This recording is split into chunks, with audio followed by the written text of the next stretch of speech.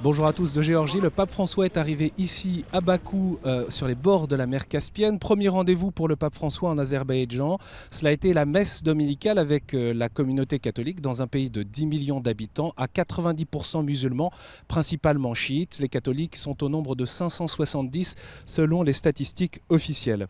En 2002, lors de la visite du pape Jean-Paul II, le pape avait dû célébrer au Palais des Sports parce qu'il n'y avait plus d'église dans cette ville. L'église avait été détruite en 1930 par les bolcheviks et c'est lors de cette visite que le président de la République avait fait don d'un terrain pour y construire une église.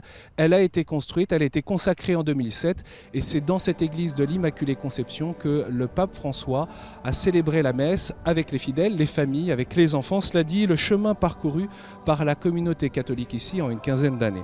Le pape François a souhaité insister sur deux aspects essentiels de la vie chrétienne, la foi et le service. Il a utilisé l'image du tapis que l'on connaît bien ici en Azerbaïdjan puisque on les fait si bien. Chaque tapis est tissé selon la trame et la chaîne, a rappelé le Saint-Père.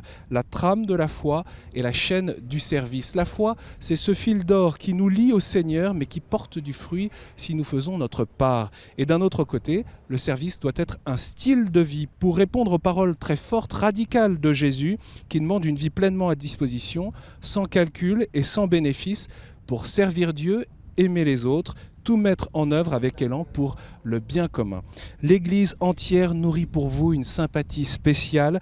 Vous êtes un tout petit troupeau si précieux aux yeux de Dieu. Restez toujours unis, leur a demandé le Saint-Père, qui a choisi d'improviser quelques mots. Il a rappelé à cette communauté la situation de la communauté de Jérusalem après la mort de Jésus, elle qui était pauvre, laissée de côté, qui était persécutée. L'Esprit Saint lui a donné la force d'annoncer, voilà, le message d'encouragement du pape François à ces catholiques et la manière dont ils sont appelés à porter témoignage et ainsi prendre part au dialogue des cultures et des religions dont l'Azerbaïdjan a le souci.